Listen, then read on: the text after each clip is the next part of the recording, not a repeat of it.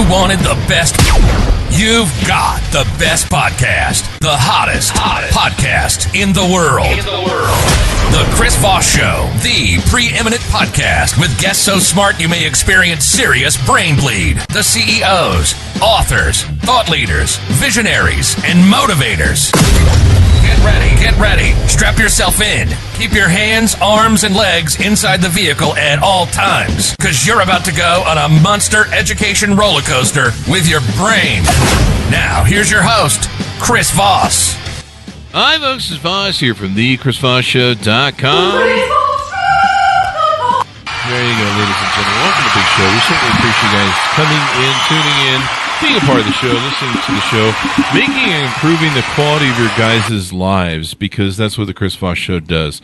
We improve your life, damn it, or else. I don't know what that means. Or we give you your money back, and we don't really charge for the show, so you can listen for free. So I don't know, contact your local return desk.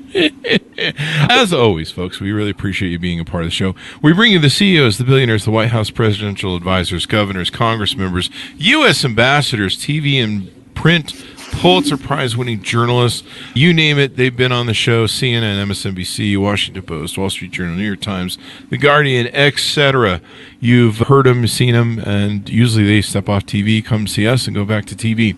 And so by doing so, as the elite crowd of the Chris Voss Show, we like to call them, you embark on the Chris Voss Show Glow, which is the imparting of all the stories and knowledge that they shower upon you for the shower hour of the Chris Voss Show. I'm just having fun today making up stuff. So there you go. Guys, we have another great author on the show with us today. He's the author of the latest book, who just came out August 30th, 2021. It's called Seen or Unseen? What is your choice? Dr. Clarence Riggins joins us on the show today. We're going to be talking about his book, his insights, and his life. And he certainly has led an interesting one. During the mid-1960s, the city and county that he grew up in was integrated. He and one of his brothers were two of the first 9 blacks who attended the integrated school for the first time in Jeffersonville, Georgia. He knew many citizens who were aware of how blacks were treated and seen in life, but they went along with the status quo. All the hard times are embedded in his mind, though it was only yesterday that he attended the school. A portion of his writing in the book derives from over 20 years of military service, in which Dr. Riggins retired as a first sergeant in the United States Army. His desire to write was further enhanced during his career as a mid-level manager with the United States Postal Service. A true highlight of his life achievements is becoming affiliated with the Kappa Alpha Psi Phi Incorporated, I think it is. Is that Psi or Phi? Kappa Alpha Psi. There you go. I flunked college. I flunked second grade, so I didn't make it to college. That's what happened there. And as his book, Seen or Unseen, What is Your Choice, was written, the author's underlying intentions is to stimulate readers who possess valuable insights and potential solutions to step forward and contribute, urging them not to turn a blind eye to pressing issues. Welcome to the show, Dr. Riggins. How are you? Doing fine. I am excited and truly glad to be here. And we're truly glad to have you as well. Do you want people to look you up on the internet? I think we talked about it on the show. Any place you want people to look up the internet other than ordering from Amazon or wherever fine books are sold? The only social media that I'm on right now is Facebook. Mm-hmm. Like I say, I'm working with Blackstone printed media, in reference to a website. So the website has not come about yet. Mm-hmm. So just on Facebook, they get me on Facebook. There you go. And you can find it wherever fine books are sold, including Amazon. There'll be a link on the Chris Voss Show. So, Dr. Riggins, give us your 30,000 overview of what's inside the book, Seen or Unseen. The book, talked about some issues that was near and dear to me. Like the first chapter is a nation at large. Now, I know at large mean a lot of things to a lot of people, but it meant to me that we have some things that are out of control right now, and we have people that can correct it and fix it, but they are turning a blind eye. It seems like they do not want to do it. Even as we speak of crime, I know there's got to be a way, that we can combat this crime. I am a firm believer, that if your crime escalate to a certain level, hey, I wouldn't have no problem with stopping and frisk. Let's say we give it some numbers. Say if it reached say 85% or something like that, that's your number. Then we can increase the police presence and stuff like that. But I just think our leaders are turning a blind eye to it, and people really can't go on with their life unless we correct the crime. We've got to correct it. Mm-hmm. Now you're talking about racial discrimination and racism. Yes. Mm-hmm. During the time when me and my brother went to the school, as I stated, he and I were two of the nine, and things were kind of rough, and one thing that I found out during that time that I never knew was that blacks had odd bus numbers in Georgia and whites had even numbers in Georgia. Oh wow. Yeah, so I thought that was kind of like a target, because what happened was when we started going to school, they gave us a bus, and all nine of us, rode the same bus, mm-hmm. and that bus had an odd number, and plus it was older than everything else. So I just think, that somebody saw that, and that should have been corrected, because I think we were a target, just mm-hmm. because of the numbers. Mm-hmm. And so you guys, where were you guys living in at the time again? The name of the town that I grew up in is called Dry Branch, Georgia. Mm-hmm. Mm-hmm. Georgia. Dry Branch, Georgia. It's a real small community, probably about 15 to 20 miles south of Macon, Georgia. If you ever heard of Macon, Georgia, that's mm-hmm. That's the largest city next to it. Yeah. So what was it like going through those times? I mean, was it scary? Was it, this was a pivotal time in America where I believe, was this during the time where John F. Kennedy had sent the military into to do Birmingham and stuff like that? Yes, about that same time. And also it was during the time when Martin Luther King was active as well. Mm-hmm. It was kind of scary. I can remember the first day,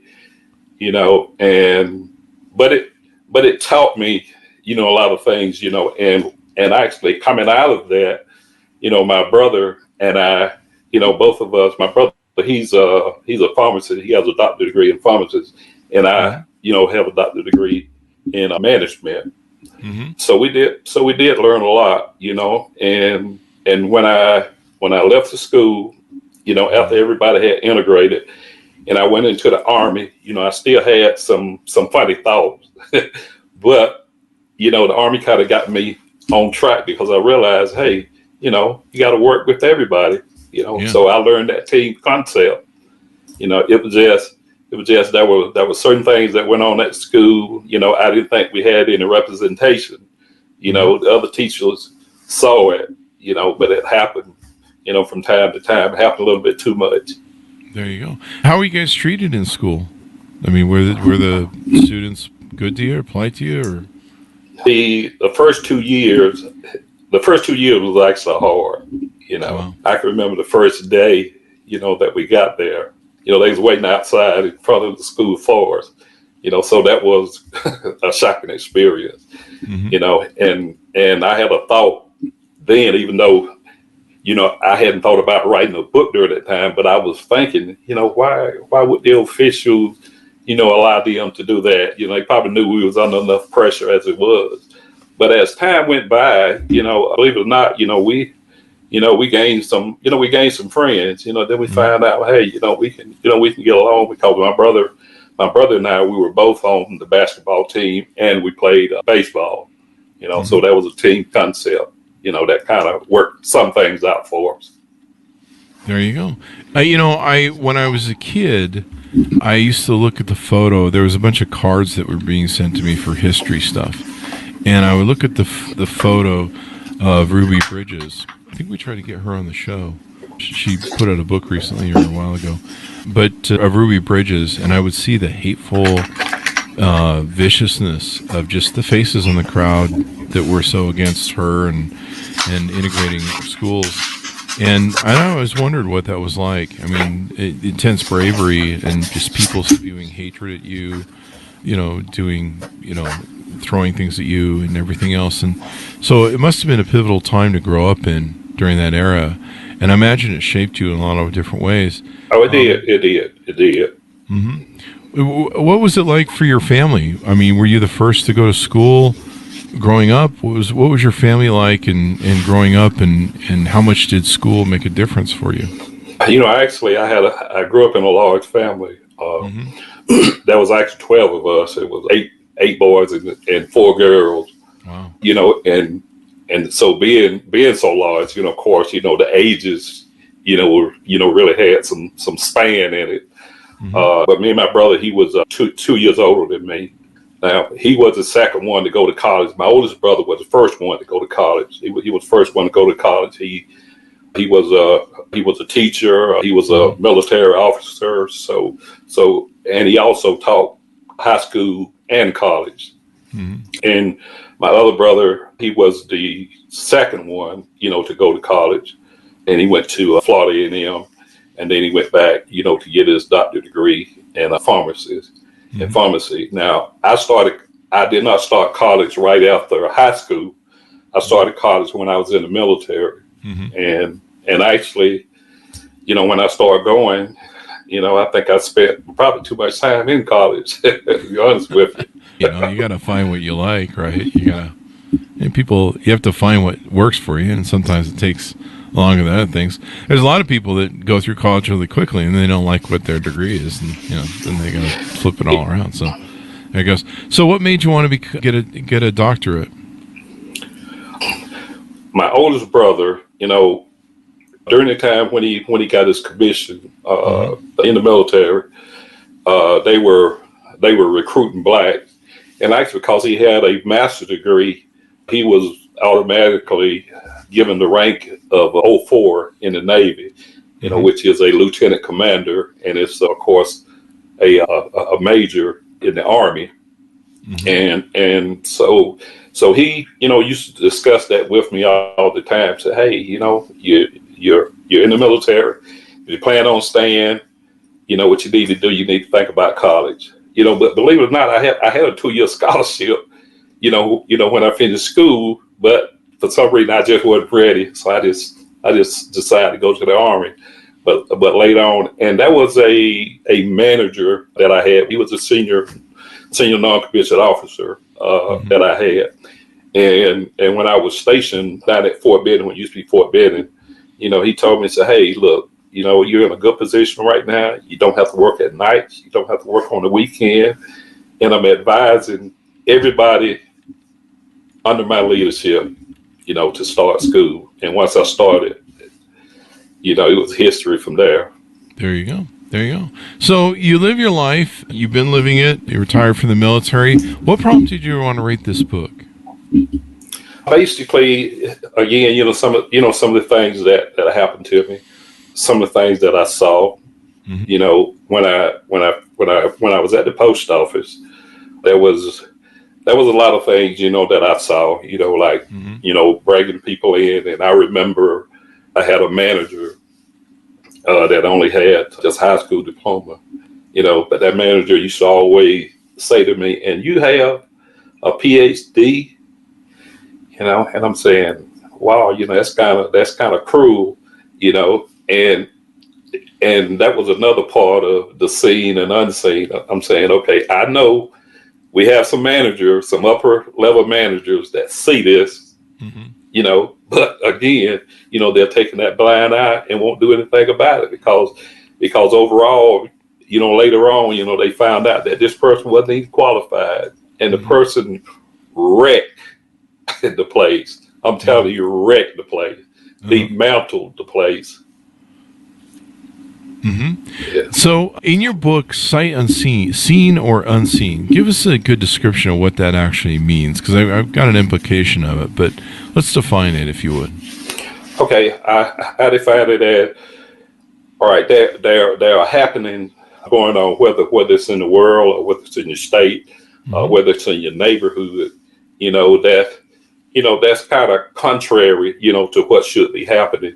These people see it, but they make a choice, to to have a blind eye to it, to make it unseen. So when they see racism, open racism, discrimination, that's what you're referring to when you say it.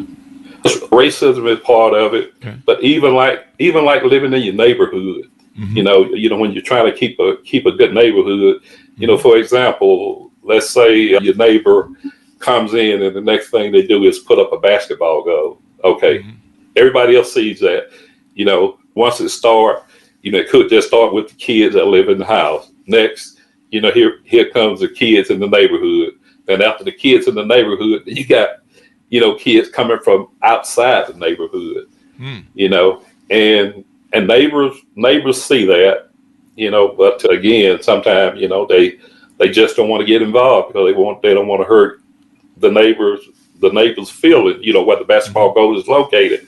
But if it wasn't for the basketball goal, then of course, sometimes, we could probably keep the neighborhood a lot better, even with, sometimes, you go in a neighborhood and you see cars parked a certain way, to me, that's kind of an indication too. Again, people see it, but due to the fact they don't want to hurt anybody's feeling or they do not want to be involved, then they look at it as unseen. They won't get involved. And maybe sometime if somebody would go talk to these people, then maybe it would be better. Definitely. So let's walk through the book. Chapter 1, you open with a nation at large. Talk to us about what you're talking about in Chapter 1. Give us a tease out, of course, because we want people to buy the book. Yeah, okay. Yeah, a nation at large, as I stated, I know a lot of the time when you kind of think about at large, you kind of think about politicians or whatever, but it connotates, things that are happening in the world, just like our politicians, for the most part, I feel that they do not have our best interests. And I think, that there has to be someone, that's talking their language. Crime is part of a nation at large. Protest, is part of, a nation at large. Because if you have listened here recently, a protest is nothing like it used to be. Protest is really kind of turned into violent situation, looting situation. And again, those people, whether it's the law or whether it's our leaders, they see that, but because they want to be so politically correct at times, they just let it go. There's a lot of things in the United States right now, that should not be going on. And I know it can be stopped, or it could be curbed, but again, we let it stay at large and we don't do anything about it because we don't want to hurt, people's feelings. That or, maybe they don't want to fix the problem deep down or address it or look it in the eye and say, we have a problem. It's easier to sweep it on the table and then not think about it than to try and fix it, maybe. Yes, I think so. And sometimes, I think that's how they maintain the votes and stuff too. Because often, as a part of a nation at large, I often wonder, hey, we say these politicians are so bad, but they get reelected, year after year after year, the same one doing the same thing. Yep. Evidently, people support the way they behave. That seems to be some of their interests in some of the different politicians that are out there. You talk in Chapter 2 about school integrations and reparations. Talk to us about what you're conveying in that chapter. Yes, as I stated earlier, my brother and I, we started, at the integrated school in Jeffersonville, Georgia, the first year. Now, and today, you hear a lot about reparations, today, but the thing is, as I listen to these people, if they are not, at least a baby boomer, most of them, don't even know, what it is. But, you hear people asking for reparation, and sometimes I just think, that's a cop out, or that's a way to kind of get somebody to put their attention elsewhere, because they did not experience it, and I always ask, well, if you're talking about reparation, what kind of standards, would we have? I know some of the leaders were talking about reparation, but there is no standard, Yeah, I think I was trying to kind of figure it out. I know San Francisco was working on something, and a few different people, and so are you against reparations? Are you for reparations, or did you just discuss in the book, some of the variant topics and issues surrounding it?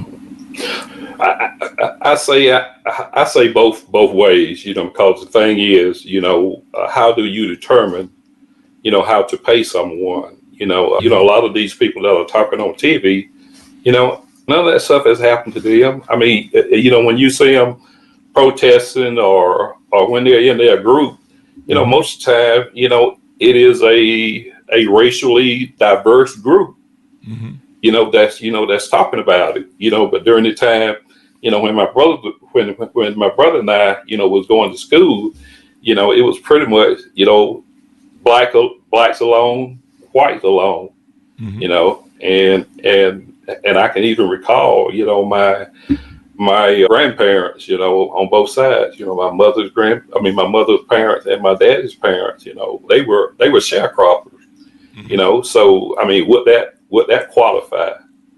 So I just think, we've got to have some kind of standard if you say that you're going to do it. I mean, I don't really buy that what California was talking about. There you go. None whatsoever. You talk in chapter 5 about Black Lives Matter. Give us your thoughts on that. Oh, that's that's one that's not near and dear to my heart. I tell you that. So you're not a fan of Black Lives Matter? No, I am not a fan. For one thing, I think the system was truly used during that time. When I was talking about, protesting, I mean, protesting was different, during the time when they did it. They collected a lot of money, and people saw that. Yeah. That they had lavish lifestyle. People saw that. And the areas, that they hit the hardest, areas that they burned and looted, they did nothing to replace it. Yeah. And there seems to have been a lot of corporate money was thrown in it. I know that I think some people, and I don't want to, and don't go Fox News on me, people, Jesus Christ. But they're really obsessed with Black Lives Matter to this day. When I go into my gym, it's like on the TV. I have to hear it while I'm in the locker room. Thank God I don't have to be in there for a long time. But there was some financial abuse that took place where the donations went to the wrong people, or the people misappropriated it. And I think some of that has been proven in court, but it's certainly not indicative, I think, of the whole thing. I think Black Lives Matter came out of that time where there was a lot of abuse going on. People were sitting in their homes and seeing the abuse on TV because of COVID. And, there were other different forces going on in the world with very racial administration, saying there are good people on both sides, which, was contributing a lot of it. And then George Floyd, of course. Yeah. Were these some of the things that prompted you to write the book? Yes. Now I'm glad you said something about George Floyd, because I did want to mention that now. Yeah. Now, I truly believe, that there's no way in the world, that you should have your knee on a person's neck on live television, everybody is seeing you. I think that was wrong, but on the flip side of that, this Black Lives Matter, I think that they truly took advantage of that, truly took advantage of that. To fundraise and to fundraise, and you're talking about $90-something million, and all of a sudden, people are getting paid, hundreds of thousands of dollars, or going on a $1 million shopping spree. We see that, but there are people that still, to this day, that donate, to that organization and still believe in it. I mean, I just cannot see what Black Lives Matter has done for blacks, and that's my honest opinion about it. There you go. It looks like their foundation, it took in $90 million in 2020. It's now worth about the end of the year in I think in 2022 with $30 million in assets. And it's kind of, I don't know where a lot of this stuff went, but that's what your feeling is on it and what you think about it. One of the other things in your chapter, you talk about white flight in chapter 7. Tell us what that's about. Okay, a white flight, it's like, you're living in a neighborhood, neighborhood might start out to be good, like I was kind of taking two neighborhoods where I live, for example.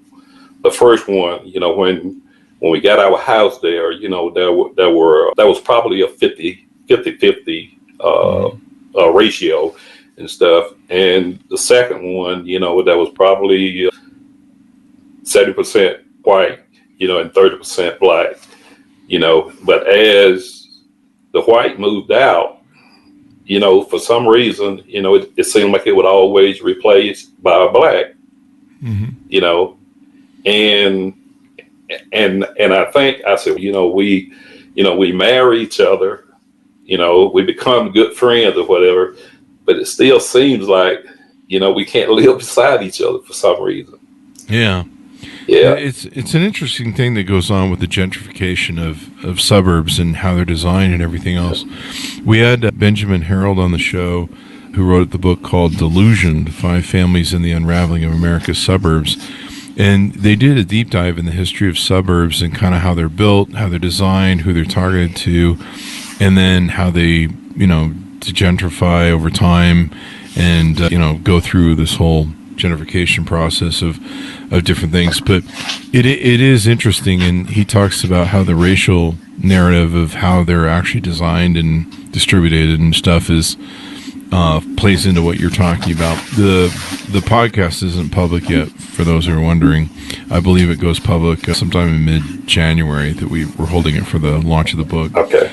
But there's some I can validate through what he's talked about and things I've personally seen. It's just one of those things. And can I say something else about? Yes, please. Really, I always thought, that as you have neighborhoods in a city, and I would think, that the city council or the city's leadership or whatever, would monitor, some of that stuff. But I know, a lot of them, they know the makeup of some of these neighborhoods, but when these new neighborhoods are built, I would hope, that there would be someone, to monitor that and try to find the reason why, because I tell anyone, I really don't want to live in just a black neighborhood. I prefer to live in a mixed neighborhood, and that's the same way I feel about church. I know church is not a part of this, but somebody needs to monitor that, and give a reason, to why people feel that, hey, if this race moved beside me, it's time to move. Yeah. It would be interesting to see what the dynamics are between that. Why white people are moving out, and maybe black people, or there's some discrimination or career things, their career trajectories, et cetera, et cetera. Maybe that's something that someone should look at. I know, we had Eddie Glaude Jr. on the show, and we talked about his book Begin Again with James Baldwin, and we talked about how real estate redlining by lenders for so many decades had separated us as people living together, and the more it's pushed us apart, or the more we lived apart from each other, the harder it is for us to understand each other and our struggles. And the other issue was, I can't remember what it was now. I've sidelined off of that segue. But basically, it has, Martin Luther King, of course, famously said, we don't pray together on Sundays, in the 60s. And, there was a separation where there was the white churches and the black churches. And so, you bring up a good point to that, too. And that still seems unresolved to this day, even though that was, in the 60s. So Yeah. 40, 60 years ago. So what do you hope people come away from reading your book? What do you hope that they draw from it?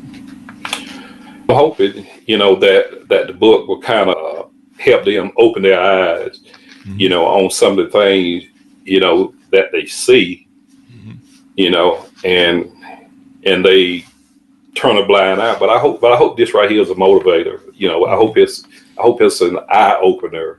That hey, that's going on in my neighborhood, or you know what, I see that every day. But let's do something about it. I won't, seen or unseen, what is your choice? Hopefully to be one of those books, that everybody want to read. Especially adults. To take each one of those chapters and see how these chapters affect their lives. What are they doing? To make things seem versus turning the blind eye. You got to get involved in some of these things. There's a lot of people that don't want to get involved, and those are the people that I call the unseen folks. But they got to be a part of this fight. They got to be a part of this solution. Mm-hmm. Yeah. If you're not a part of the solution, you're part of the problem. And it might have been Martin Luther King that said the one thing that can allow evil to reign is for good men to do nothing. I think that might have been him. Someone had said it. So there you go. It's been interesting to have you on the show. Thank you for coming on. Give us your final thoughts as we go out. Also when I was kind of looking up some information, I ran across it was a picture of you and a lady called Alexandra Hudson, and it was interesting because the name of it was Our Civilization, Our Democracy, and Our Society Depends on That. And I think that's a good fit for seen or unseen. When you get involved, you can change things, whether it be our politicians or whether it be the white flight or whether it be, what happened to the neighborhood, they just need to open their eyes and get involved, if we are, to change things. Because right now, I think it's going to be a long time before there'll be there's a turnaround in our society. And I'm hoping that as people read, seen or unseen, like I say, it might be an aha moment for them, aha moment, to tell them that, hey, it's time for me to do something. Mm-hmm. Definitely. We all have to be a part of the solution. Yes. And work together because a rising tide lifts all boats. So there you go. Dr. Riggins, it's been wonderful to have you on the show and very insightful. Thank you very much for coming on and telling us your story.